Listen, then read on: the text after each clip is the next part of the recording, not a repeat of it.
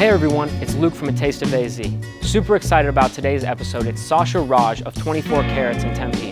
Her vegan restaurant is one of the most innovative we've seen in Arizona, and her food is incredible. Let's jump into it.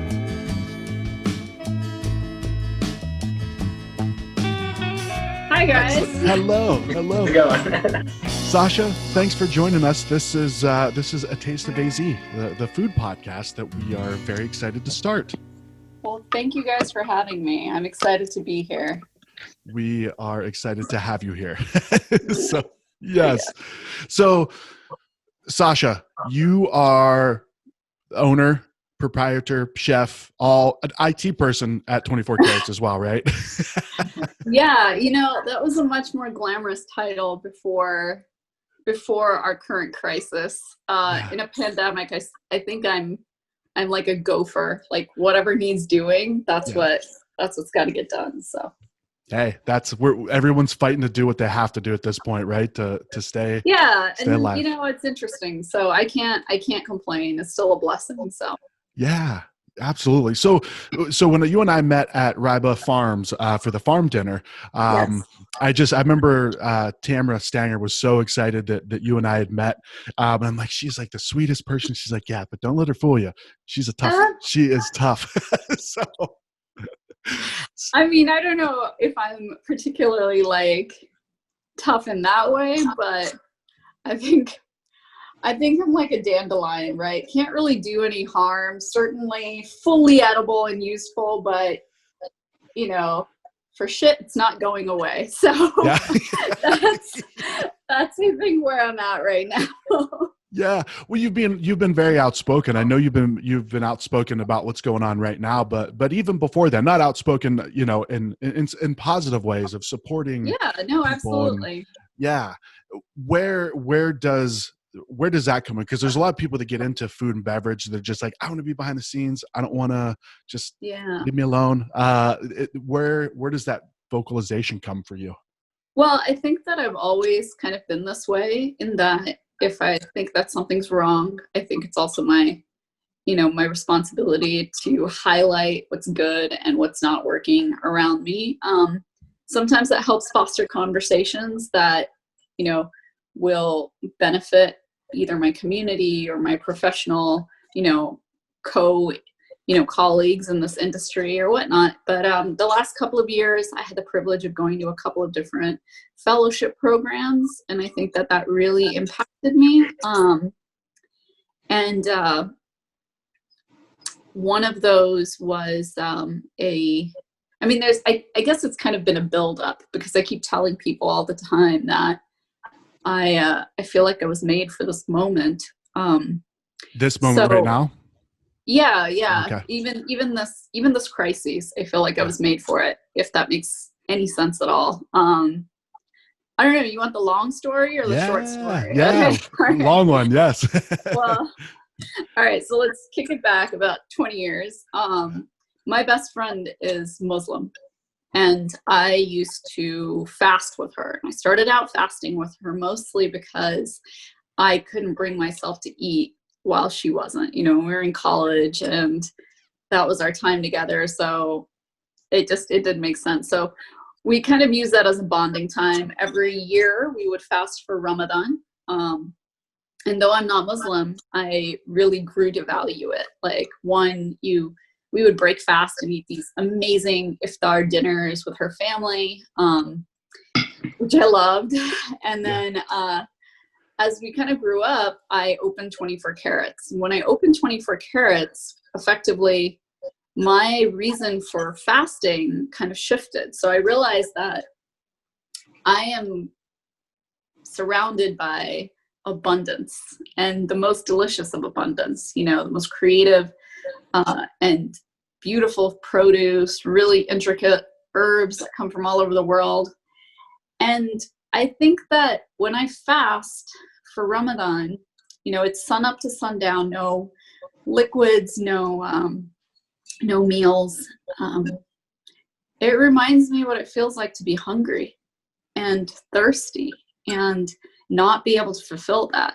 And I think that for anybody who's in the industry that I'm in, with that level of abundance around them, at some point that perspective is really valuable in understanding what your relationship with food is and what that relationship is with the community as well. So a couple of years ago during Ramadan, it was at the end of the school year, much like it is right now, I got an email from her, and she was like, hey, my daughter's school is doing this fundraiser to be able to clear out lunch debt for children who were like, running over on their meal cards. And what happens when that situation occurs and a child is left in a situation where, say, they don't have the funds to be able to pay for a meal, because the school can't subsidize a federal meal if they don't sell it at a particular cost, they're allowed to only give out a free meal, which is a very different, nutritive, and it looks very different as well. So kids usually will end up having their tray taken away, and they get like a sandwich, maybe milk or something like that. And that really infuriated me. They were getting like a second tier meal because it's like, oh, if we're going to give you one, you get this. Yeah, and I don't think that's the school's fault. It's not the school's fault. School's doing what they can on a shoestring budget, right? And they're just trying to make sure that kids get fed.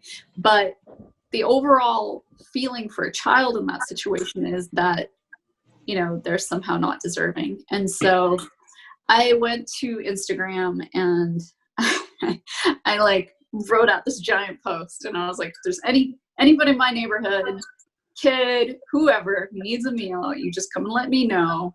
I'll get up early. I'll make your lunch every day.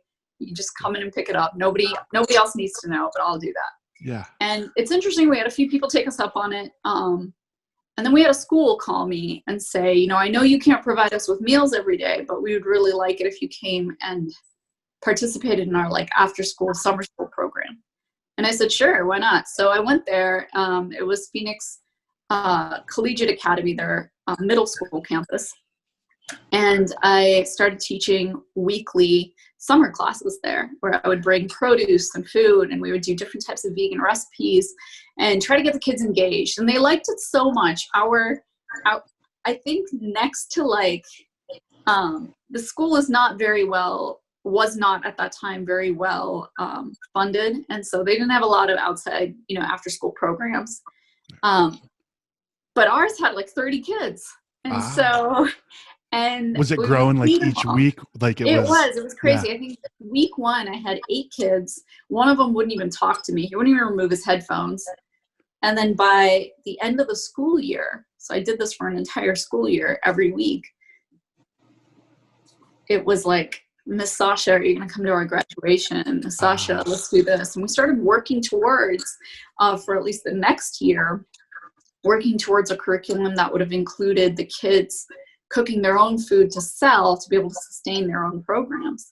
And just give them that kind of full circle understanding. Well, fast forward, I tore my ACL and my meniscus, and I did all kinds of terrible things to my knee. And I was put out of commission. I should have been put out of commission in September when that happened, but I pushed my surgery till December so I could get through wedding season. Ooh, that's dedication, Sasha. Yeah, I continued to work for those 4 months, and I really did some damage to my knee. So then I was in a wheelchair for about 12 weeks after that. And then I slowly started learning how to walk again. And I think I was finally able to jump 3 inches in November of 2019. Wow. And, okay. And now here I am. So it is Ramadan again. And, in this process, I start to ask myself that same question, what can I do? During these last 2 years, though, I was able to participate in 2 fellowships, one of which was through the James Beard Foundation. It was a chef's boot camp, and it held a lot of conversations around food insecurity, which I really, really appreciated. And truly, when I mean appreciated, I was in the right mind to absorb it. And the other one was from an organization called Leading for Change. And Leading for Change is a grassroots movement. It's a organization that takes people with grassroots ideas and gives them the tools to figure out how to flesh it out. So that program that we had done with the kids in the school, I called Carrot Cares. Yeah. And Carrot Cares took me to one of my local heroes, Charlene Badman. Yeah. I can never get through any interview or whatnot without professing insane love for her. I've heard amazing things. I've never met her personally, but I've heard Luke and we've multiple Well, when people this whole said thing she's gets done, awesome. we'll go eat.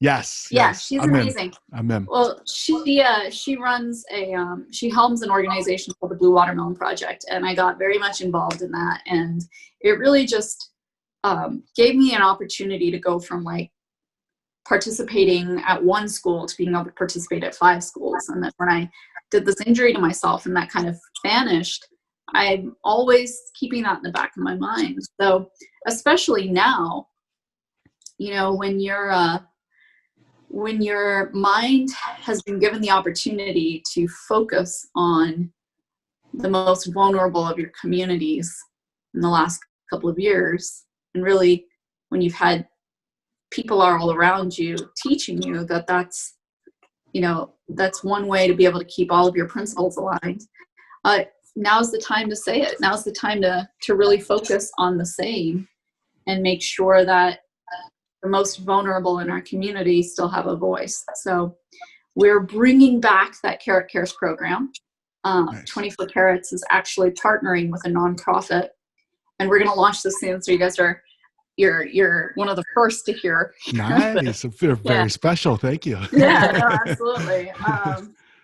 So what we're doing is we've partnered with a nonprofit, and then identified a lot of our industry nonprofit partners, so organizations that represent and take care of and champion individuals that are homeless, individuals that are going through domestic violence situations, children that are aging out of foster care, a number of scenarios that they could use help. What we're doing is we're fundraising with this nonprofit to be able to afford the materials to provide meals free to these nonprofit organizations so that they can utilize the funds that they normally raise for their core mission statement, rather than now suddenly having to buy granola bars and, bags of chips. Because one thing that has happened during this pandemic is that people's ability to provide service has diminished. So they're not getting as many volunteers. They're not getting as many people able to pack sandwiches in their house and drop them off. And I feel like that's the place that we can step in and show our community that we stand with them. So that's the full big circle. That's a full circle. I like it. I don't know the short version, but I like the long version. So yeah. The short version probably would have been something like, I got really tired and there's a lot of things that are wrong and I like writing about it. And here we go. And that's where it would have gone. So you know what? I'll tell you this, Sasha. So I have friends on Facebook that write long articles, right? And I'm just like, man, if there's a more button, I don't even hit it. Yours, yeah. I read them. Oh, thank you. You put some thought, and there's thought, and there's love, and there's that it's coming from a good place, and there's some fire behind it, and I like it. I appreciate it, because I feel like I'm not good at social media, because I don't share enough about my personal life for people to find it interesting. Yeah. I realized this when I went to a catering order like years ago, maybe like 6 years ago. And this woman came running up to me and she's like, "Oh, do you know who Sasha is with 24 Carats?" And immediately I'm like, "Oh my God, did you not like something? Did you complain about something?" I'm like preparing myself mentally to apologize for whatever it is that I might have done, And I said, "Well, I'm Sasha. What can I do for you?" And she paused and she was like, "I thought you would be like a European, guy." Why? Okay. And so then it was like, am I like not posting any pictures? Does like nobody know who I am? Yeah. I'm a So huge fan. clearly, I did not know you were a woman. Yeah. yeah. She's like, you, Sasha's a she? Yeah. And so I know I'm not very good with social media, but I also recognize that I want to make sure I'm better at articulating what I want to say when I sit down and I write it. Yeah. And I feel like in certain circumstances now and in various times in history, people should feel compelled to speak up. And you're not just speaking up for yourself, you're speaking up for all of those people who are slogging around you and may not have the infrastructure or the support team to be able to look up and say, we need help, so Yeah. that's the spirit that comes forward in. And thank you for reading it, because I usually believe that I'm just posting stuff out into the universe and one or two people are like, Yeah. what is this woman talking about? Yeah. Well, I feel like that was something I learned years ago, was like, you know what, even if it's selfish just for me to get it out there, then I'm fine with that. But then I also look, I'm like, well, why hasn't anybody liked it? Like, I thought I had thoughts. It's so weird. I feel like I don't even go back and check Yeah.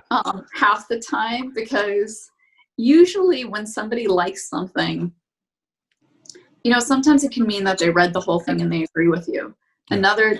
Other times it can mean that they're just so thrilled that you actually posted anything at all. Sure. Yeah. Like they haven't Wow. heard from you in such a long time. They're like, oh, she's alive. Yeah. Yeah. Which is great. Like for Alive. That's a new movement we're going to Yeah. start. Like for Alive. Yeah. But I usually go back just to check, especially when it's more passionate of a post, just to kind of understand the perspectives and the conversations that are going on around it. And when you say anything for a community and you include the word we rather than me, I feel like the responsibility is on the person to go back and make sure that they keep reading what the we says. It can't just be about my perspective. So I like that. But I can never keep track of likes, things like that. I'm just not good at it. Yeah. Hey, you are good at the things that matter. That's my opinion. So Well, thank you. So your approach to this of doing all that you can to help people that are less fortunate or have barriers that they're having troubles overcoming, is that something that you grew up with? Like, were your parents the kind of the same approach? Yeah, my parents are incredibly giving people. We spent every major holiday the Salvation Army passing out food. I don't remember a birthday where I ever asked for something, That you ever asked for something? I can't think of, I think I had everything I needed. And my parents, I didn't grow up in a really flamboyantly wealthy family, but my parents were really hardworking and we had what we needed. We were happy, Yeah.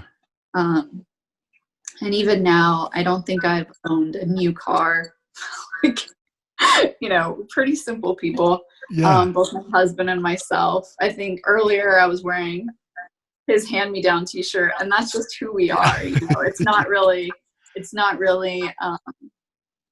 the simplicity in our lives are not really indicative of anything other than what we're valuing. What we value are experiences. And so for myself, when I started 24 Carats, like every business around us, we were just dirt poor. We're trying to make sure we're not blowing through the funds we had accumulated to open, that there's all of these permits we had no idea were coming. And I got used to not paying myself. Luckily for me, I met my husband. He was my college roommate. And we became best friends, and we were minimum wage was $5.25 or something like that at that time. Yeah. And so we've always lived pretty of humble means. And as we grow up together, as our relationship grew, and as 24 Carats blossomed and was able to be financially stable on her own, I realized that me taking out an income from 24 carats was irrelevant. I didn't need it because I wasn't a huge spender, and I didn't have I don't have children. I don't have a lot of avenues where I would have to, spend that. And so we were really happy with my husband's income, and we've held true to that concept. And so everything that 24 carats does, I want to make sure it benefits, the people who have trusted us, our community, our vendors, our team. I have a lot of goals for us financially with the restaurant, but none of those goals include paying myself. So I think that I've always had this like nonprofit mentality, even though I'm in a for-profit business. Yeah. But if you ask most chefs, they'll tell you restaurants are nonprofits anyway. But it just made better sense for us to be able to invest my efforts back into the community. So it means that at 24 carats, there won't be $17 sandwiches on the menu, because my 100 hours of labor a week for free means that doesn't get passed on to our customer. Or, my husband, he's an electrical engineer, him fixing things and being our IT support means that those costs don't get passed on to our customer. It also means that if we start doing much, much better with sales goals and things like that, that I can hopefully one day afford things like health insurance for my team and, maybe a 401k one day, I want to make sure that their effort is working for their future, not just for the present. And at some point, somebody has to create a balance with that. So I'm happy with what I have. That means I can give more to others. So yeah. I love that. And Luke, we had this conversation yesterday with Nick LaRosa. I almost had this like eye-opening experience from talking with chefs over the last couple of weeks for this podcast. Is almost every one of them, the thing that they talk about the most is providing providing security for their employees. It's so funny. It's like a driving factor that I never saw before in being a chef, right? It's like, I love cooking. I like making people smile because of my food's so good. But the consensus that we're getting right now, and maybe it's highlighted because of the whole COVID thing, but people really, business owners, restaurant owners really love their employees. Like that's the driving force, is to help them. They're the reason that I even get to live this dream, our team and our community. And right now, people should be acutely aware that the industries that they love, the restaurants that they go into, you imagine having that big special day at work, right? And you want to go out and celebrate. You get your hair done at your hairdressers, you get your nails done. You go out and you buy a brand new dress, get those heels in order, right? Yeah. Hit the gym. And you come home, get dressed, go out to dinner, fancy restaurant.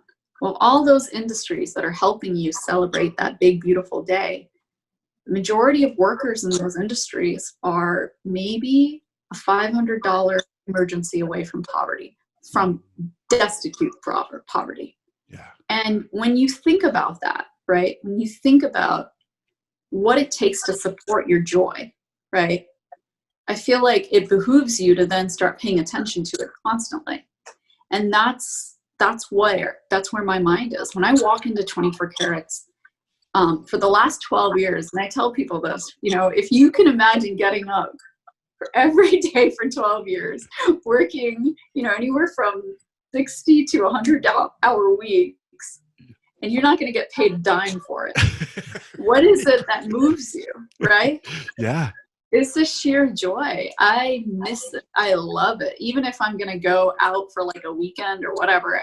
I mean, that has not happened in years. Yeah. But even if I do, my team is like, my nephew was born last April, actually. And I went to go see him shortly after his birth. And I remember stopping in to check at the restaurant before going to the airport. And my team's like, Sasha, your flight's in like 2 hours. Like, you need to get to the airport. Like, what are you doing here? Yeah. But when any one thing gives you that level of joy, like 24 Carats does to me, I'm always thinking about the hands that support that joy, the hands that support my daily celebration. And there's so many other ways in this world to get remunerated. I get to wake up every day and do what I love. And because of that, I will always be indebted to the community and the team that allows me to do that. So yeah, I will always think for them. I will always consider their feelings. I will always keep them in the forefront of my mind. And now, especially when the world has recognized us to be essential workers, I feel like it's essential that we remind them of that. You know, Yeah. This is not about just, we get into a lot of conversations as of late. People will ask me about the reopening of the economy. And I think they always expect me to be like, yes, let's do it. I'm ready. Yeah.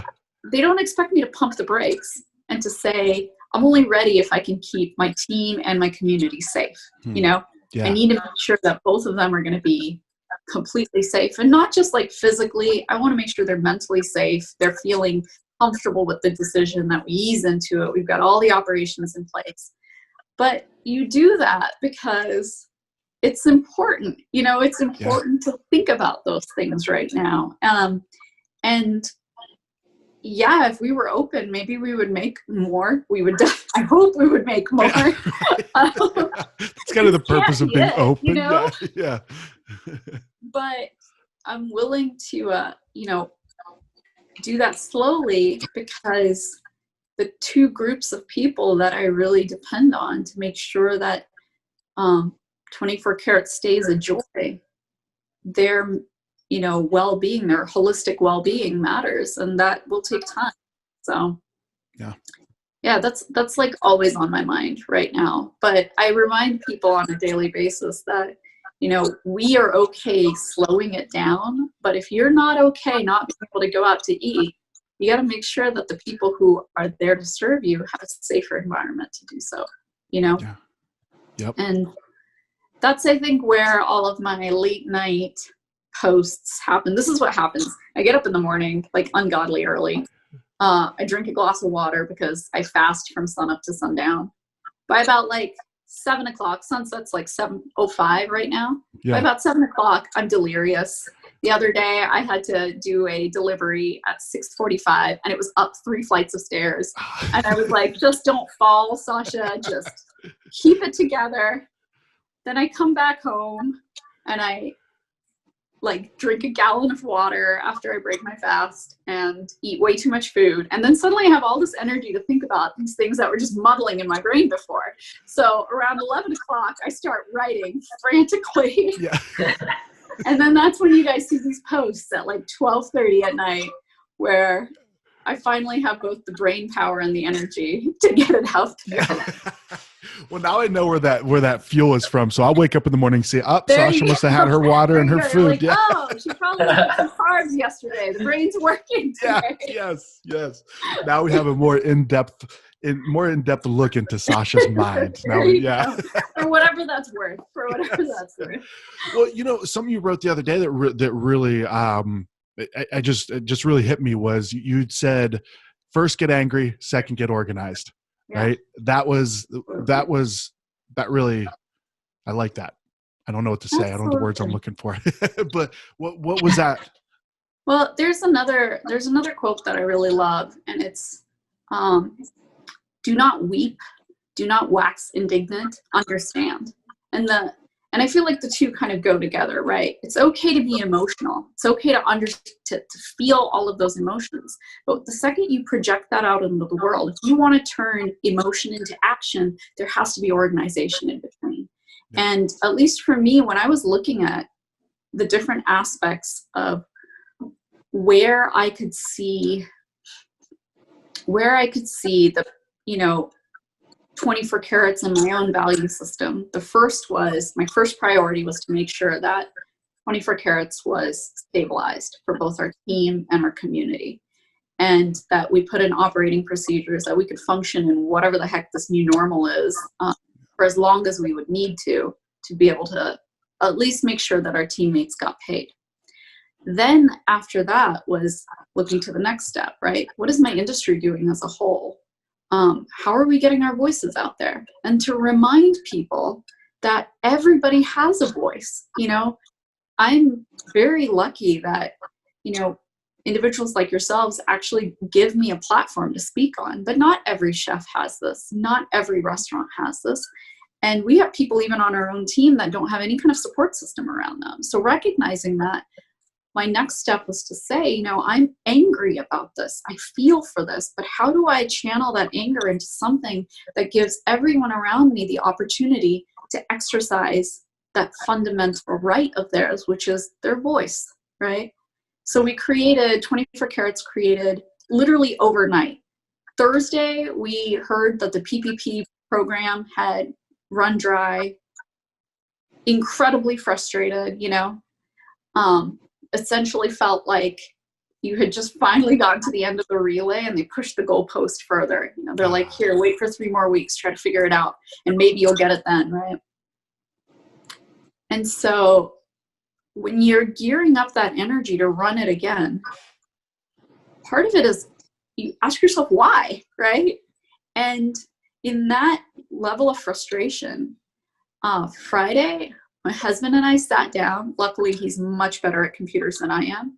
And we built this online platform that we call the Citizens Toolbox.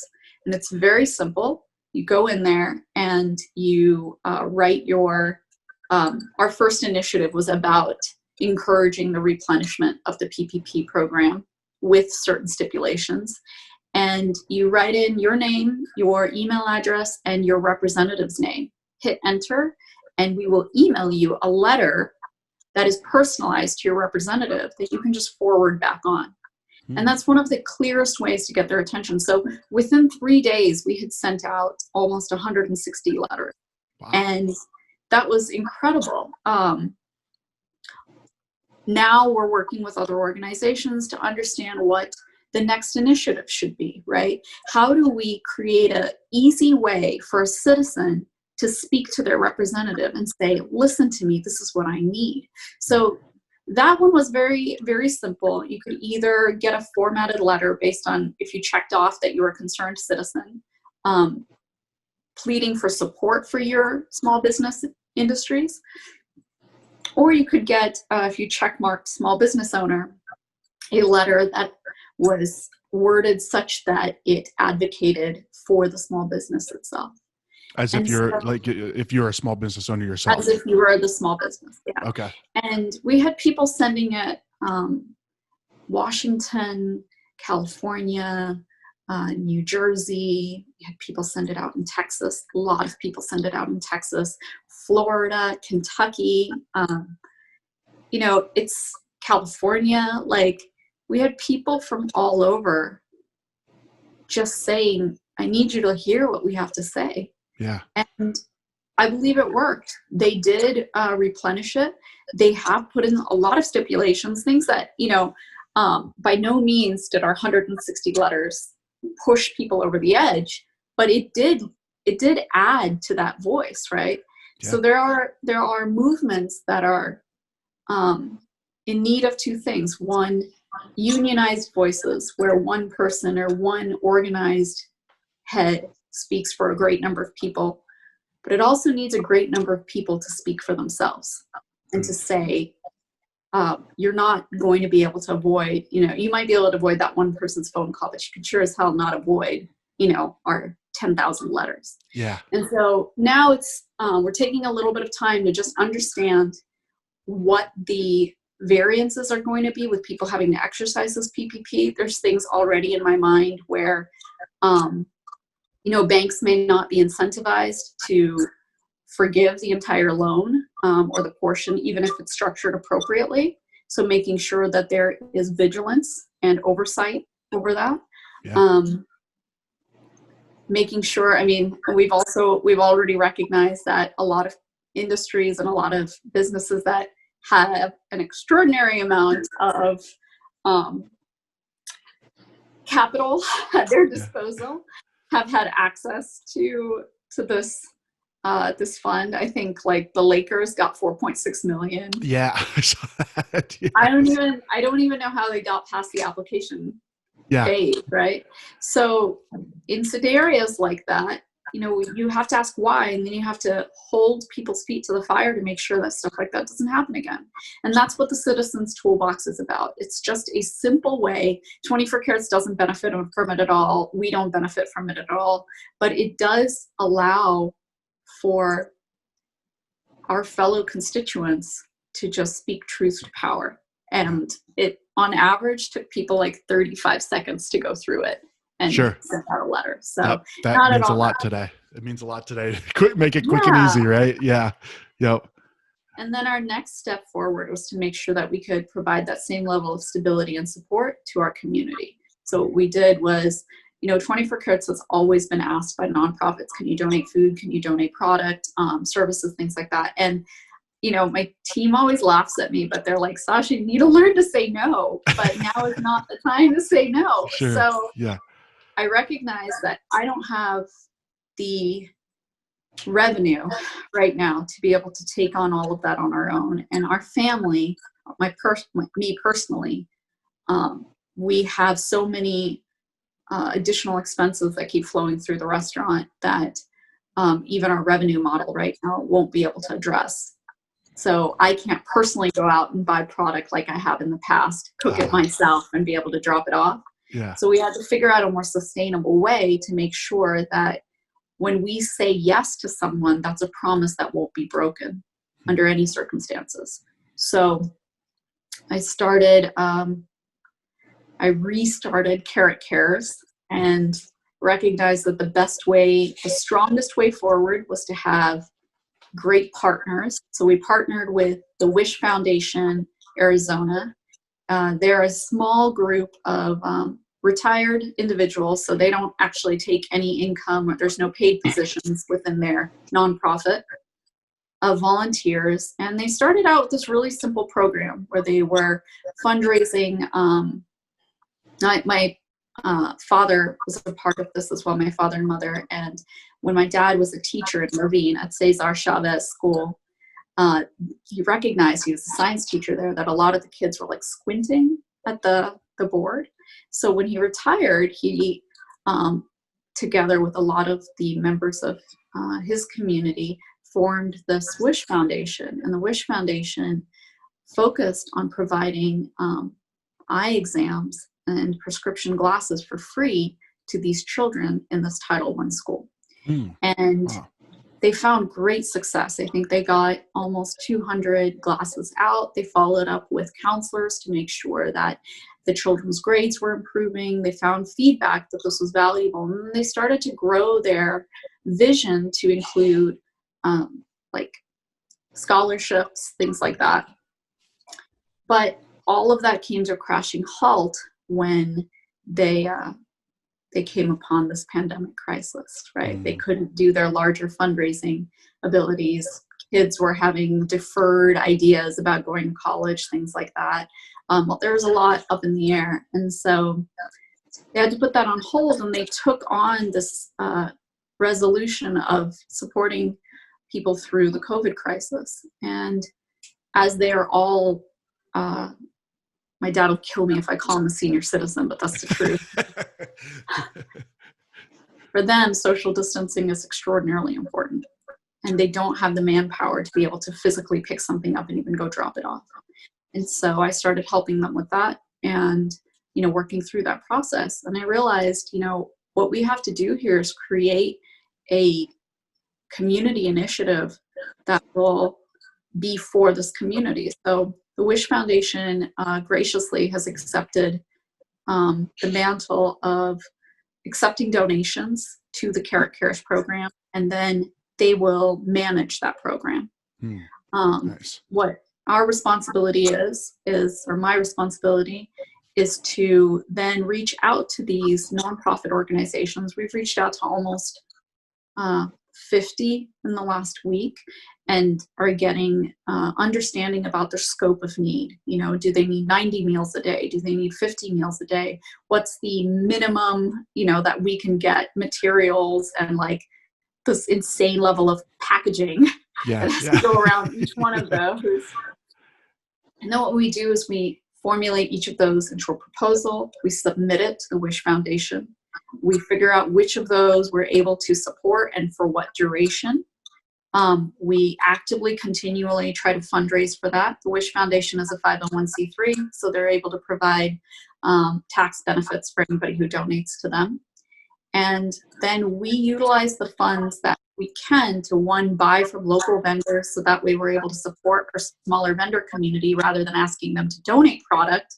We can say, you know, let us support you, and then make this food and deliver it to the people who need it. It's completely a nonprofit endeavor for 24 Carats. We just recognize that we don't have the disposable income right now to be able to do this on our own. Yeah. But the need has not gone away. And we have to make sure that those answers are met. So we are on track right now to be able to feed anywhere from 750 to 900 people in the next several weeks. So that's significant. Yeah, I just want to make sure we can continue this through the summer, at least. You know, I guess it is kind of a blessing in disguise that I think taxes got pushed to June, so there's more opportunity for people to give if they can. But we'll be releasing annual reports, doing feedback on how each organization that we worked with utilized the funds, utilized the resources that were given to them.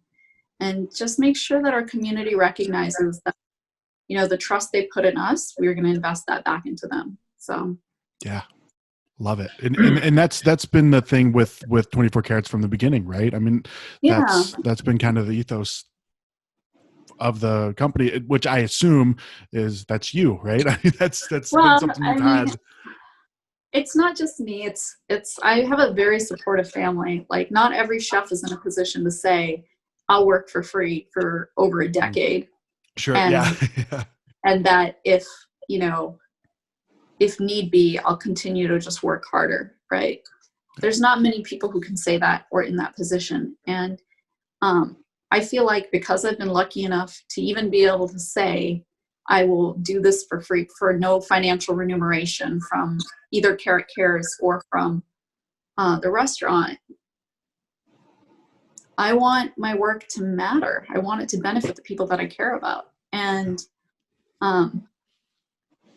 that puts me in a really unique position where, because I've had the privilege of being able to say, yes, we can, yes, my husband has a job, thank God. And we are satisfied and happy within that. We have everything we need. We have a roof over our head. We have food on the table. Our family is safe and sound. I have the responsibility to then pay that kindness and pay that privilege forward. And this is my way of doing that, is to utilize both my voice, the resources I have at my disposal, and the community that we have built to make sure that the most vulnerable amongst us are not forgotten. In the midst of this pandemic, what has been so incredible to me is how much more people respect quiet, right? The world is finally quieter, right? There aren't as many cars out there. Pollution rates are down. People aren't going out as much. And now they're in a position when they were previously completely bombarded with the movement of their life. Not to say that for a lot of people, the stress of their life is still absolutely there. But it gives us an opportunity to collectively hear the voices of those people around us that we normally may not seek out, and now's the time to answer. And hopefully through the Carrot Cares program, we can offer like sustained support. So like some of these organizations have asked for 6 months of support. And one of them is going to be breakfast at like 6 o'clock in the morning every Sunday. And so before I work my Sunday shift, I think I'm going to be going in, to the 21st year around 3:30 or 4 I'll cook Yeah. for all of these individuals, pack it up, deliver it, and come back and work my service. And so That's dedication, Sasha. That is I'm wrapping my mind around this, but yeah. I will do it. I will absolutely do that. I will do it every single day if I know that my community will support us. I will do it every single day. So Was that your vision? Like when you were starting 24 Carats, you said 12 years ago? Was it 2008? yes, actually May 24th is our 12-year anniversary. Wow. Awesome. Early congratulations. Yeah. Thank you. Yeah. Thank you so much. Was It's that so weird to say. yeah, it almost like I could see on your face, you almost realized like, oh shit. Yeah. 12 years. It was like January was incredibly fast. February, God knows what happened there. And then Yeah. March was just like, like time just stood still, right? Yeah. Yeah. April left, and now here we are in May. Here we are. Yes. So was that the vision you had for 24 Carats when you opened up in 2008? Was that Honestly, community? at that time, it wasn't this fleshed out, but if you'll indulge me in one more story. Absolutely. When I was in college, I worked at a juice bar, and it was inside of our college gym. Where did you go to college at? Just curious. ASU. ASU. Okay. Yeah. And so you get to know your customers even then, right? And you see people like walk in and they're like beating themselves up on the treadmill for like 2.5 hours. And they come there like, hey, can I get a smoothie? And this one woman was like, are those strawberries real? And I said, oh, no, actually they have sugar in them, but I can make you something sugar-free. And I think I swerved her over to like a banana peanut butter situation. My manager took me aside later and she said, she didn't ask you if they were processed. She asked you if it was real, and you should have said yes. And I realized that, like, how do I say this? We're not in a super trusting world, right? Right. You're not going to leave your car unlocked or your front door open, go to sleep with, a complete group of strangers around you. But you do walk into a restaurant, you order from somebody you've never met, someone who you can't watch and makes your food. And when it comes out, you put it into your body. And there is such a huge level of trust in that unspoken relationship. And that's the intention that I started 24 Carats with, that I would always honor that trust. I would always provide transparency, that I could stand for whatever decisions I made, I would be willing to own up to them. Yeah. And this is while you were in college that you had this profound moment? Yeah, and I started then, actually. I was going to school full-time. I had 5 classes. I studied biochemistry, which is not really a major that gives you a lot of free time. Yeah. And like I said, my family, we couldn't afford for me to have my own car, so I was taking the bus around. And when I lived with my now husband, then friend, and roommate, I would have this big map of Phoenix over in my room, and I would put a little pinprick on all of the little coffee shops and juice bars that I could get to using the public bus system. And so when I was done with school and my 3 jobs, I was working 3 jobs as well, I would take the bus route to one of these, and I would sit there all day because I couldn't figure out, I was a poor college student, and I could not have purchased market research even if like a market research fairy had dropped it on my lap, So I had to figure out whether this idea that I had was even viable for this juice bar. And so I would go and I would sit there and I would order a drink and I would do my homework and I would record every single person who would walk in and about how much they would spend.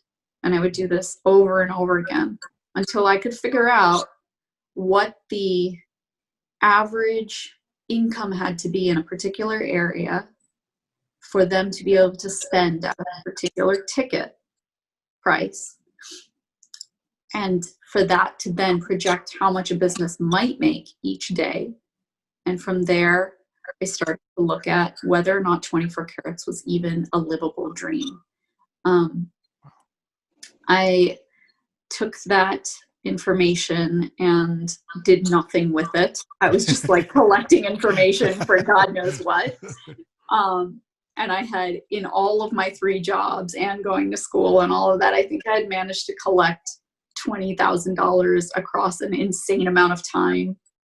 And then I was sitting at lunch with my uncle, my cousin, my family, and my uncle asked me what I was planning on doing with my life. And for whatever reason, I said, I want to open a juice bar. And he didn't laugh. In my family of first-generation immigrants, opening up a restaurant or anything like that was not a known career. So nobody could guide me into what that was.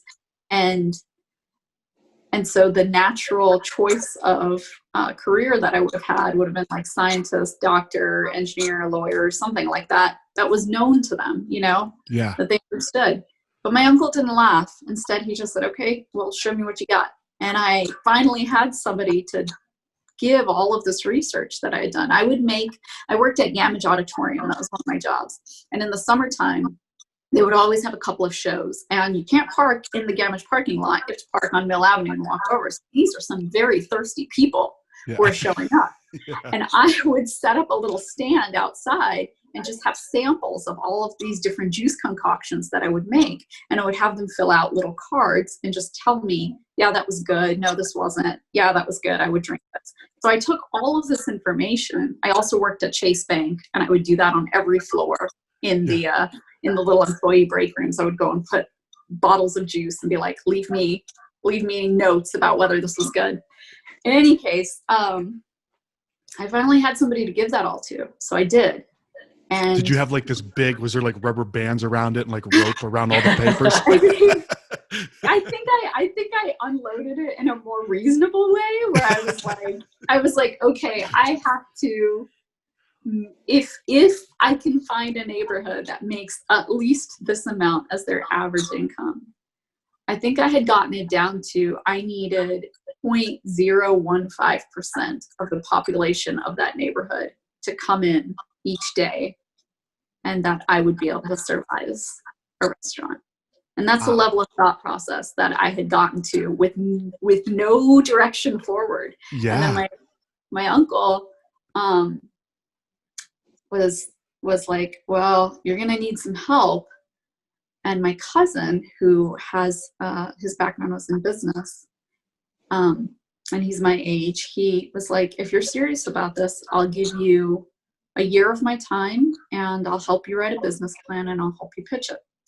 And I said yes, very eagerly. Yeah. And he quit his job in New York, flew to Arizona, and together we wrote a business plan. We found a location for 24 carats. We negotiated this lease, which was incredibly kind, considering I was 24 going on 25 at that time, and nobody was taking me seriously. But we found the right landlord at that time. And then I took that information and I pitched it back to my uncle. And I said, this is what I have. This is the money that I have that I'm willing to put in. And it's literally everything I had. But this is my shortfall. And this is what I think I can do. And he became my angel investor. And he helped me with that first step forward. And I think that's kind of how it started in the beginning. We couldn't have afforded for like more than 3 blender heads at a time. We started out with 5 smoothies, 5 juices, and we very quickly realized that was not going to be enough. Meaning like the demand was much higher than your ability to supply? Actually, 12 years ago, Phoenix wasn't ready for anything but Jamba Juice. They weren't feeling that fresh, natural vibe, right? And so it was really hard to survive just with those 10 products. And we had a Starbucks in the same shopping like strip mall as we were, so we couldn't sell coffee. How do you just sell juice and smoothies 12 years ago, right? Yeah. So obviously I did not have the foresight to build out that kitchen into a real kitchen. So I had to figure out how to cook food within that. So I realized we weren't going to make it as a juice bar, and we had to morph into a restaurant. How was I going to do that? So I did buy an oven, thank God. And Seems like an essential piece. Yeah. Yeah, I bought a little griddle, like a little pancake griddler, those plug-in ones from Fry's. Yep. Yeah, $19. It was $19 then. It's still $19 now. Yeah. And then I got a rice cooker, and it was like a 20-quart rice cooker, and it had a heating element on one side. And I used to spin it with one hand and saute with the other. And I would make a pot of some sort of soup. I would reheat, like I would make handmade veggie burgers and grill them on my tiny little grill. I would bake granola and muffins and cakes and all of these things.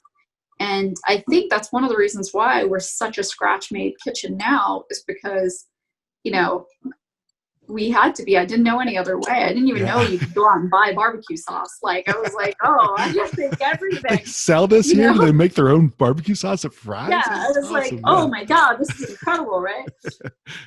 And so for 6 years, I ran 24 carats on those 3 pieces of equipment: an oven, a pancake griddle that was like literally, I mean, I'm sure when I took it out of that packaging, it was like, today's going to be a great day. Yeah. And then 1 month later, it was like, what the hell? Like, what has happened? Right? Yeah. Why am I kept on for 6 hours a day? You know? Yeah. And then this spinning contraption of a rice cooker. And I remember Mother's Day a year before we moved in November. So Mother's Day before that, so May before that, I remember somebody calling and saying, hey, do we need reservations? And I was like, reservations to a juice bar? And then dawned on me, hey, maybe you're not a juice bar anymore. You stop calling yourself that. Did you say that to them? Or you were just thinking that? Yeah. Like, wait, I think I have the wrong one. After Mother's Day, because we cook for so many people with such varying dietary restrictions and allergens, you know, it took us a long time to get, you know, if your food production ability is 1 foot by 1.5 feet, it's going to take a while to get food out. Yeah. And I remember after that service, our team just like hugged each other and rocked in the parking lot. We were like, what have we gotten ourselves into? And we knew it was time to move on. We needed a bigger space. We had neighbors on both sides that weren't going to go anywhere. So it was time for us to expand, and we found our location in Tempe. I closed at the end of October, and I had saved enough money to be able to keep my entire team employed in the 4 weeks that we were going to be closed.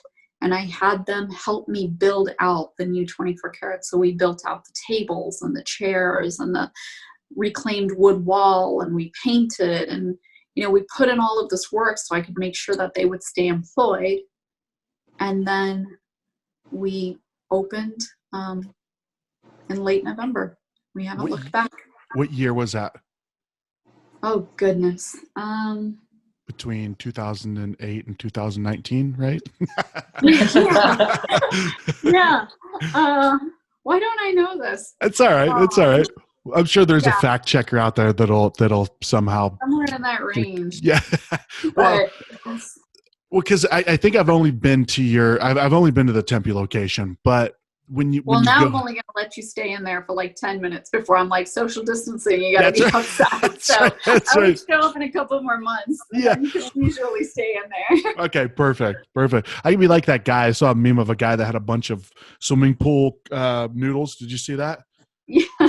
Like it was obviously one of like people of Walmart things, and this guy just had a hat with them all that was like 6. Yeah, absolutely. But so when you go into your spot, you feel that, like you feel like you're in a which is it. I think it's becoming more common now in Arizona, because I think Arizona food has personality. There's a lot of really, really awesome places that have opened up over the last few years. But you don't get that a lot. You don't get that feeling of like, wow, this place has some energy to it. There's Thank you. the family aspect to it. You feel it for sure. I really appreciate that Yeah. because we had the decision of either spending our capital on decoration, or spending it on food, and we chose to spend it on food. So Yeah. I was like, if the sandwich is good enough, hopefully they'll just close their eyes and eat it, and they won't care. Yeah, but it looks good though. Like it looks Thank like you. Thank you very much. I like it. I like it. There's personality with it. So well, I was going to ask you too. Why vegan? Like why this approach? Because I think in my mind, I feel like it adds so many levels of complexity, right? When you're Oh, it does. yeah. Why did you do that? Yeah, Why did you take like, that route? where we're people are still dumbfounded sometimes when we'll get requests where they're like, can we have a sugar-free, wheat-free, nut-free, oil-free cake that's also dairy-free, egg-free, and I'm sitting here like, so we'll start with air. Let's start with air and we'll go from there. Yeah. Why vegan? So I was raised lacto-vegetarian. I was raised Hindu, and that's still somewhat the lens that I see the world through. And one of the tenets of Hinduism is very much like the 10 Commandments, is ahimsa, leading a life without harm or nonviolence. And I think I had always been a bit of an empath in my life. That's definitely. I have a T-shirt now that says empath, and Okay. I'm like, yes, this is me. You wear it proudly. You wear it proudly. Yeah. Yeah. But it's interesting because I didn't know that I needed to go vegan for a while. So when we were at the old location and 24 Carats, I thought was still a juice bar, people were asking us for juice cleanses. And I was like, all right, well, if I'm going to do this, if I'm going to offer it, then I better do it myself first. So I did a juice cleanse for 60 days, and it was incredible. And in that 60 days, it also functioned a bit like an elimination diet. So when you get off your juice cleanse, you slowly start adding things back in. And when I got to dairy, it was only then that I realized how much pain I had been putting my body in, and baselining is totally normal. So I was severely, am to this day, severely lactose intolerant. And the second I realized it was milk that was giving me a daily stomach upset, or I would have heartburn, and I just 24 Carats became vegan overnight, and as did I. And that was really early in my professional career. So then after that, it was a matter of just showing people that this was cuisine that was delicious. I don't want people to just, yes, we're very healthful cuisine, but guess what? French fries are often vegan, and you cannot survive very long on just eating French fries alone. Like you need some balance. I've tried so hard, but yeah. You and me both. But part of it became, this projection of varying principles. One was that I wanted to show people that it's possible. You can make just as wonderful and complete and satisfying of a meal vegetarian as you can with any other products. Two was that the same way that I don't want my success or 24 Carat success to be built on the backs of anybody. So, even with all of our volunteer initiatives, I always pay my team for their work and their effort and their time. I volunteer my time, but I don't expect them to volunteer theirs. I didn't want success built on the backs of of harm for anything else. I didn't need that dollar so badly that I would have to know that, a cow was giving me her milk rather than giving her calf her milk, right? And these are these inconvenient truths that we have grown accustomed to living with. And it's always very uncomfortable to speak about it because you are immediately labeled as some sort of extremist. But it is not an extreme feeling not to want to take advantage of a situation, you know? And in my case, I didn't want to earn a dollar on the back of anyone else's suffering. And that includes our animal brethren. So that's, you know, personally for me, if I can earn a living for myself, for my community, you know, we support 20 employees right now. If I can do that, by not having any person or animal suffer for that success, why not, right? Yeah. And then if I can focus that energy on the food being delicious, you know, doing the most honorable thing with the ingredients that I've been given, taking time and care to craft them into meals that are craveable, delicious, and unctuous, then it's no longer about veganism. I want people to crave our food because it's cuisine in and of itself. You know, not I just want something healthy today, or it's meatless Monday. All of those are really great initiatives that help kind of get people in that frame of mind. But we're seeing this right now in this world, what our greed for meat has done. And, you know, whether people want to really talk about this or not, factory farming absolutely is unpleasant for a lot of people to stomach, you know. I have friends online that are ranchers and that slaughter their own animals for meat to market. And even they will say, if you cannot find someone who is that connected to the process of providing you with meat as nutrition, you should be eating vegetables, because it is not, you know, we've seen a pandemic every year for the last several years, and it has always been traced back to some zoonotic, you know, animal to human crossover. And so from that perspective, you know, is it that extreme to avoid that system? I don't think so, you know. But it is growing really difficult for people to ignore the fact that, you know, we don't necessarily need a burger with 5 different types of meat on it, right? We don't necessarily need,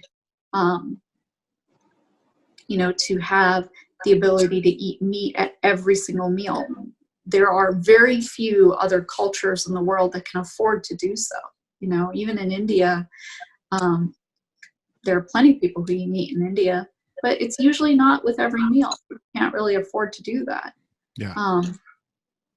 And so we got to ask ourselves some hard questions. Is everybody going vegan the answer? No. You know, people have to find their own balance, but perhaps it's more finding, you know, first finding that local connection where somebody recognizes what a serious sacrifice one life is making for the continuation of another, and honors that by being responsible to both the life that it was taking, you know, that person had to take, and being responsible to the life that they were then giving it to, honoring that relationship and vesting that, you know, keeping that vested as their life's calling, making sure that they continually honor that very sacred balance of trust.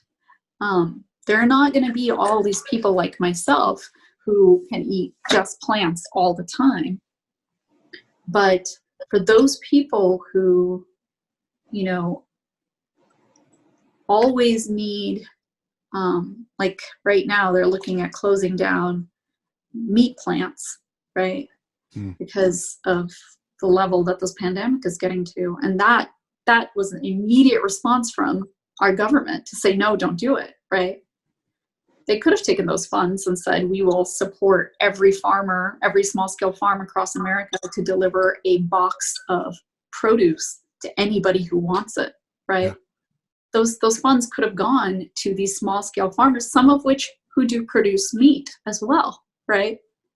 But it wasn't, because our appetite is so great that in a lot of cases we've become insatiable, and we are also willing for our fellow mankind, or a portion of our fellow mankind, to suffer in addition to the sacrifices that the animal community and populace have to make as well. So at least for 24 carats, when I realized that I can align my professional and my personal principles under the same roof of, I want to be able to get up every morning and know that I did not build my life on the backs of anyone else. You know, I didn't need to step on somebody to get where I was going.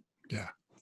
That matters a lot to me. And now the more and more I see it, I hope that what 24 Carats is doing is just showing people, you know, I get that you really want that piece of cake, but instead of the, you know, 6 eggs that go into it, here I can teach you how to make it with a little bit of baking soda and some vinegar.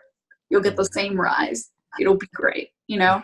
Just again, it's showing them that if this is affecting you negatively, if this is a point of concern for you, if you're asking yourself that simple question of, I don't know if this is really safe for me to eat, you know, here's an alternative, and it's pretty delicious. And, you know, every year for the last 12 years, people have found it delicious. So it's a matter of it's a matter of making the conversation palatable around a subject that people feel so deeply about. And I can't blame them, because not every conversation that revolves around things like religion or diet or lifestyle can be had without somebody feeling personally attacked. But when they recognize that if you want to try it, here's a way to do it. Hopefully it's not as intimidating, and hopefully it's a little more approachable. Yeah. And hopefully that person eventually chooses this less invasive, you know, and less dependent lifestyle, because it's more delicious. It's more satisfying. That cupcake is just flippin' amazing. And because it doesn't completely coat your mouth with butter, Yeah. or you can't taste, you know, you can't taste that brush of egg yolk at the top of that pastry, right? It doesn't have that slightly sulfuric smell. All you're tasting is the strawberries that are inside of it, right? When you show people that, why wouldn't they choose it, you know? Yeah. So, well, I think that's what's really incredible about what you do is you were describing earlier how if something upsets you, you don't want to just sit there and harp on it. You want to come up with a solution. And so your solution, you know, deviled potatoes, your, you know, fried fish sandwiches, and your fried chicken Alfredo mac. When I was looking at the pictures before we hopped on, I was like, oh man, now I'm incredibly hungry, and I had just had breakfast. And so it's pretty amazing that you came from, you know, a tiny little griddle and just a few blenders, and you're getting to the point where you're making food that when I look at it, I can't even quite understand what it is in certain ways. And then I want to take a bite of it right after. I appreciate that, because it's definitely, we still have people who come in, you know, we don't spray vegan all over our restaurant by any means, because that word can turn a lot of people off from even wanting to try our food. What we do say is that we're plant strong. We call ourselves vegan superheroes. You know, we embrace the more lighthearted aspects of the very serious work that we choose to do every day, because it does take a long time. Like if I'm going to make a brie, it's going to take me 5 days to make that. I can't just go to the store and buy it, you know? And, or if one of the biggest issues at 24 Carats is that people keep asking for ketchup to put on my breakfast burritos. My breakfast burritos, I love them so much. They have 13 different vegetables in them. We make this gorgeous hash out of potatoes and sweet potatoes and apples and onions, and we roast them all separately so they all roast at the right temperature, and then we combine it. And that's just one component. We make this wonderful tofu bacon. It's not crispy like bacon, but it has that smoky, salty, slightly sweet, peppery flavor. We make a scramble with all the seasonal vegetables we can find, with turmeric that my father brings back from India every year. Wow. It's ground in his village, and he brings it for us against all of the agricultural restrictions that we have. And then people are like, "Can I put ketchup on this thing?" I mean, even the tortillas. Yeah, even the tortillas are sourced locally. They're this wonderful sun-dried tomato basil tortilla. Imagine being able to eat a 16-inch tortilla by just stuffing it in your mouth. It is that good, right? And they want ketchup for it. So this is the thing, right? I am not a fan of ketchup in anything other than like on a potato, and usually mixed with hot sauce. So I started making my own ketchup for a period of time, because I was like, well, if you're going to put this on there, I'm going to make the best darn ketchup you're going to ever have. I'd get you some ketchup. Yeah. Yeah. And then I realized that I got to quit this nonsense, because we were making literally 60 items from scratch every day. All of our condiments. We started baking our own bread. We started, and then I remember my manager was like, we got to talk about something. And I was like, what? And she's like, you always make the ketchup last. You never make enough.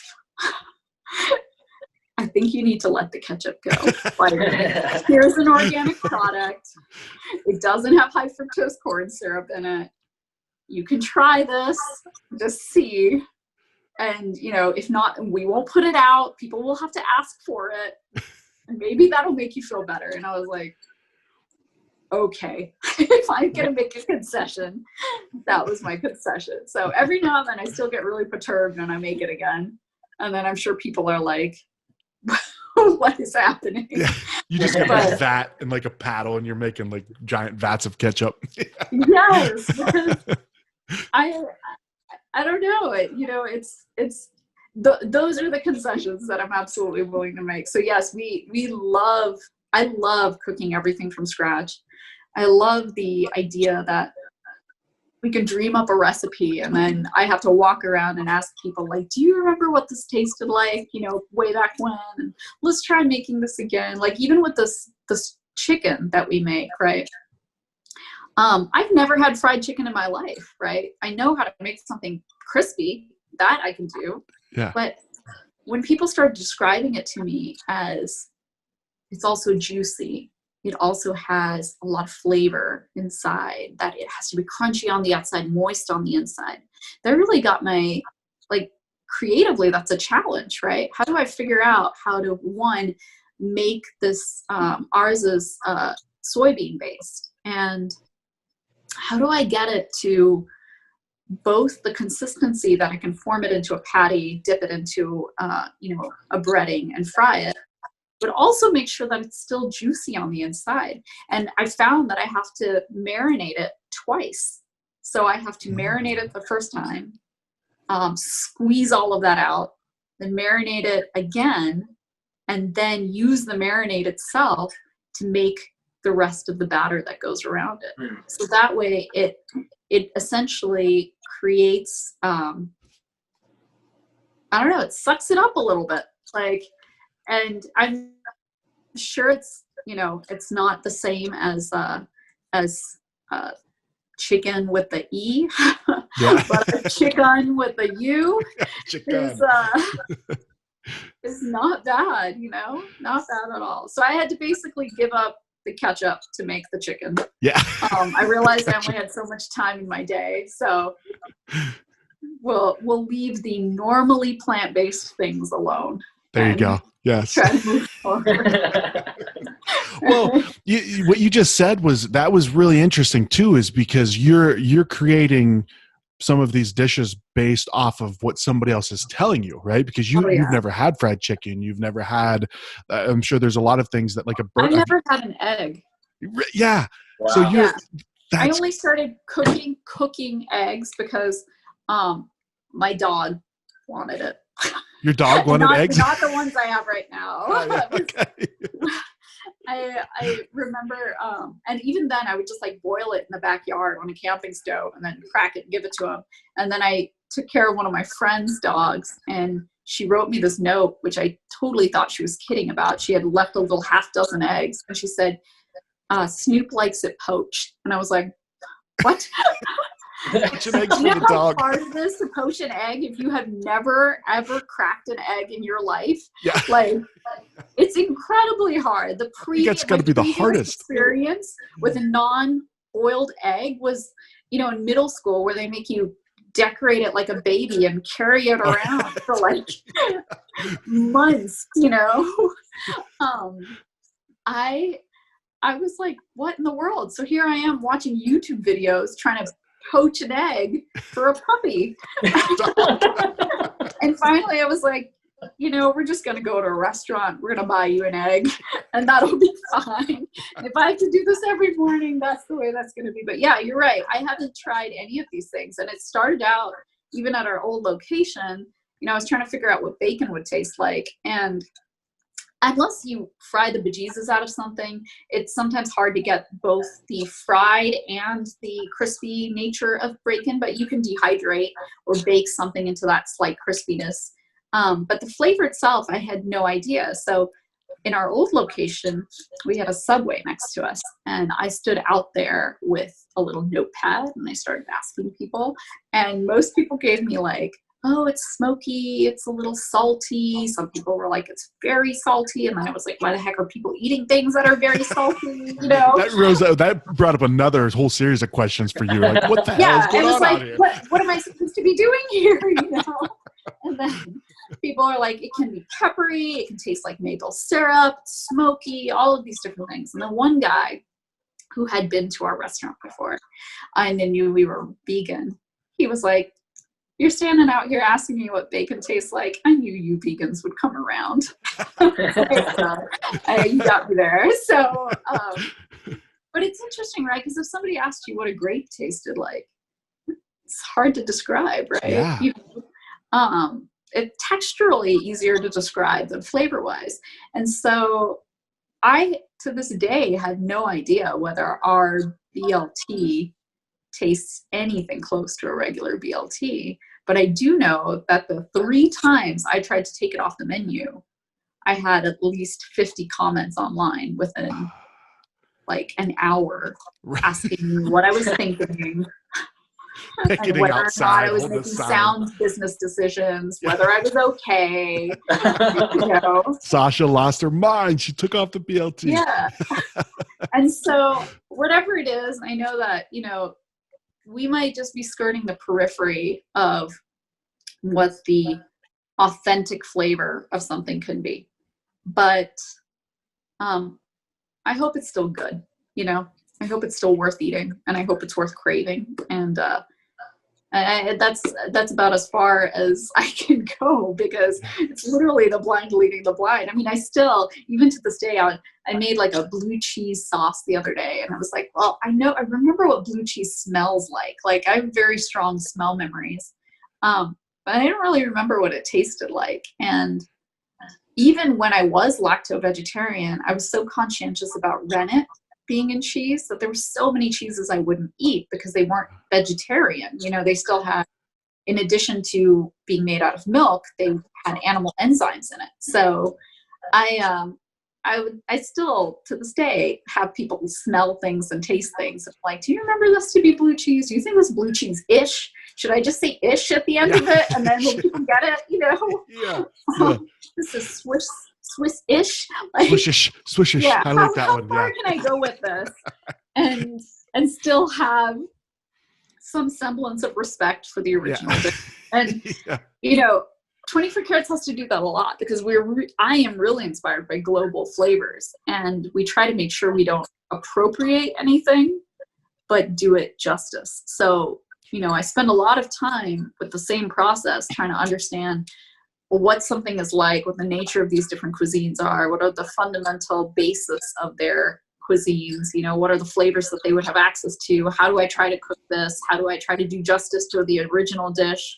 And then after this 2 months of research to make this one dish, I add the word ish at the end of it. That's basically what happens. Yeah.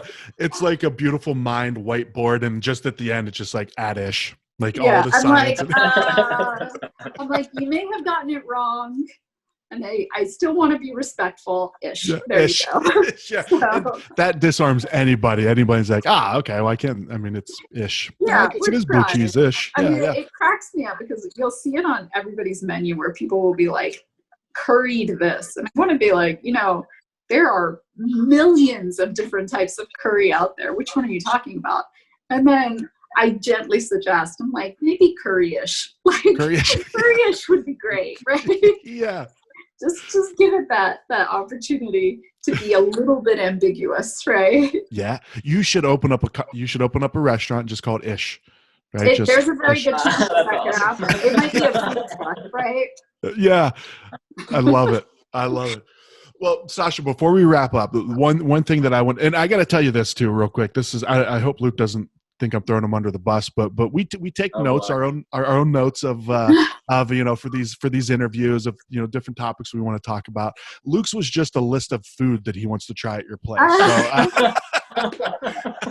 the shawarma, the chicken shawarma, that one was a lot of fun to make.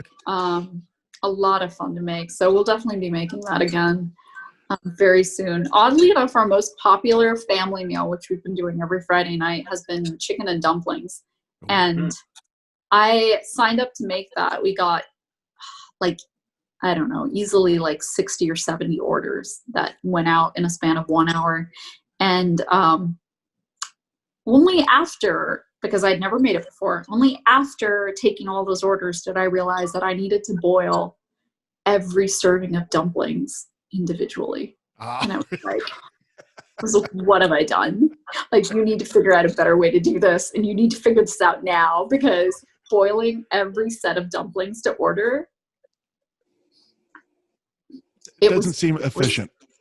It is not efficient. It is not at all. I was like, what is this chaos? Yeah. So yes, I will happily make you anything that you would like. He's on his way now. Ketchup. He's seriously.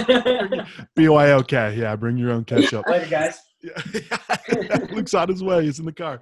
But no, Sasha, the last thing I wanted to ask you about was Arizona food, right? So Arizona food is, I know that's something you've it's been written about you, or you've talked about, is that the world's not ready for, or you hope the world is ready for Arizona food. Is that right? Oh, I don't think that the world has a choice of whether they're being ready or not, Yeah.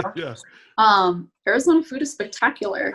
I think just the other day, I'm on all of these random Facebook community websites and stuff like that. And there's things for gardening and, various niches. And one of them had posted a picture of a tree, and you couldn't really tell whether it was a mesquite tree or a Palo Verde tree. And or at least not from the distance that they had taken the picture. And the question that they asked was that this tree was shedding a lot, and they couldn't figure out how to hack it, prune it, or just leaf blower it and get rid of everything.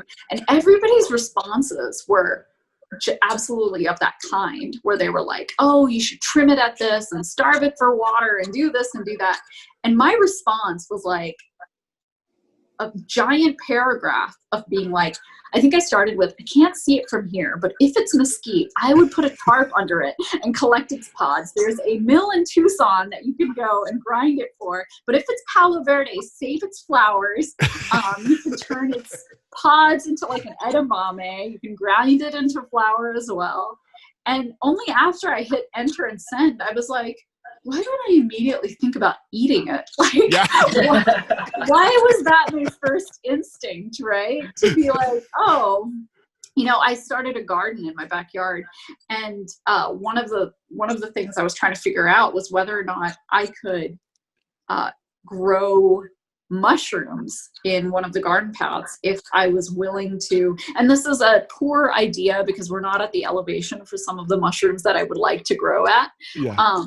But that was my immediate idea. It was what in the state can I find and how can I put it into my mouth?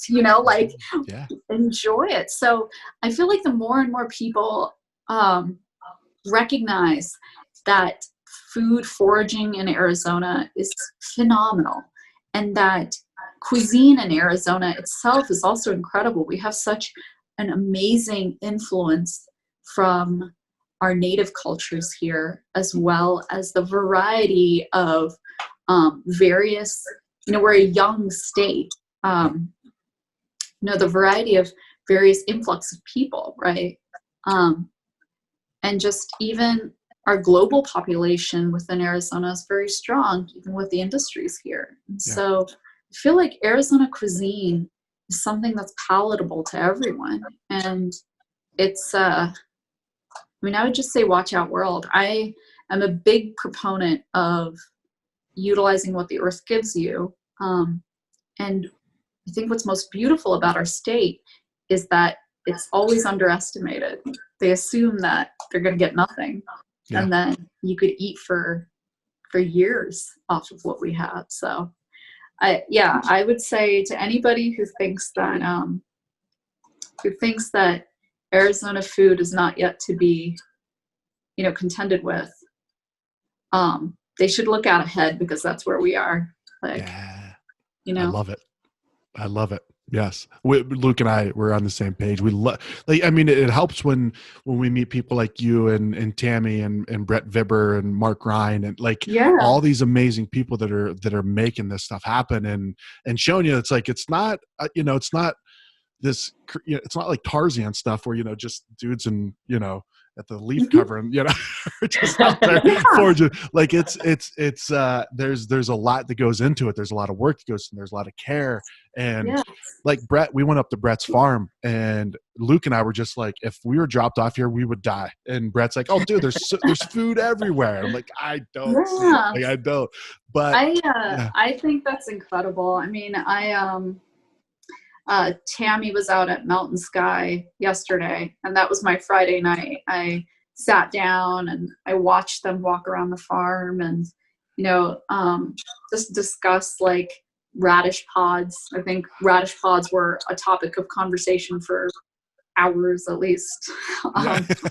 But it's fascinating, right? Because it's, to me, some of the best storytellers, at least for the stories that I were drawn to, were recipes. Some of the best, like listening to Splendid Table on NPR, and hearing somebody describe the nuance of a tomato.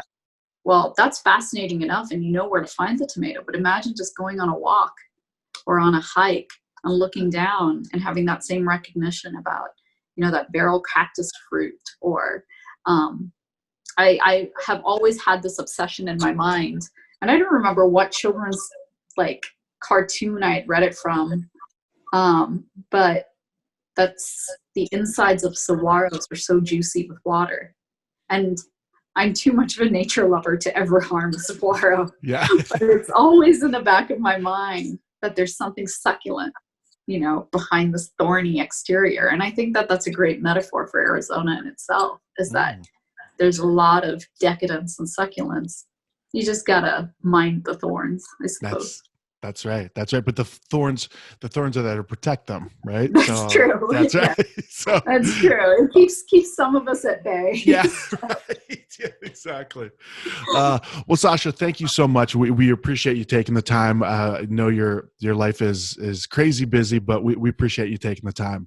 Thank you guys so very much. And again, thank you for giving voice to myself today. And I really hope that you guys continue. This is fabulous. Thank you for letting me be a part of it. Absolutely. So what's going on with 24 Carats right now? Like you're doing to go? Are you? We're doing to go, curbside pickup, delivery. We've got some industry partners like Postmates and things like that as well. We do family meals every Friday. We're slowly getting more and more under our belt, but we have an online store right now where people can just go order, let us know when they're getting here, and then we just pop out to their car, put it in, and off they go. We're hoping to be able to add in a 24-karat pantry soon. That would be really wonderful. Nice. With some items that people can take home with them. And then who knows? Who knows where else? One of the things that are really important, at least to me, is that I make sure that this Carrot Cares program solidifies. Yeah. And yeah, who knows what life post-COVID would be like, but you know, I think at the end of the day, if I could do it with the same team, the same community I have right now, it's not going to be so bad. Like whatever that is. So yeah, surround yourself with the right people, right? Build that team. Yes. Yeah. So we're just trying out. It's a whole lot of creativity right now. It's a whole lot of, hey, we should try this. And because our audience is a little smaller, gives us the ability to do so. Well, also it helps that you're probably outside on the sidewalk asking people questions with a notepad. That seems to be a common thread. When I delivered that meal the other day, she was like, Sasha, are you the owner? And I was like, yes. And today I am also your delivery driver. Yeah. Here you are. Thank you very much. Yes. I appreciate it. So, do you mind if I ask you a series of questions real quick? Just what does bacon taste like? Yeah. So it's 24. Yeah. Well, then when I found out there were several different types of bacon, I was just like, oh, forget about that. Like, screw it. Yeah. Luckily, there's only one type of ketchup. That's they don't. I mean, there's iterations of some hot sauce and stuff in there, but yeah, no, I love it. Yes. So 24carrotscafe.com is the website. It's where people can start, and it's the number 24 and carrots as in the vegetable carrots. Yep. 24carrotscafe.com. Sasha, keep kicking ass. We love what you do. Thank you so very much, guys. I appreciate the opportunity today. Yeah, absolutely. All right. Well, we'll be in very soon. I don't know when. Luke I will probably make sooner than I. 200 items to taste. How about that? Okay. All right. Cool. Yeah. We'll just make it a smorgasbord, right? I'm in. I am in for sure. Awesome. Thanks, Sasha. Thank you. Talk to you soon. Bye. Well, there you have it, guys. Some vegan food you can get behind even if you're a die-hard meat lover. Make sure you stop by Sasha's restaurant, 24 Carrots in Tempe, and make sure you follow her on social media, as well as A Taste of AZ.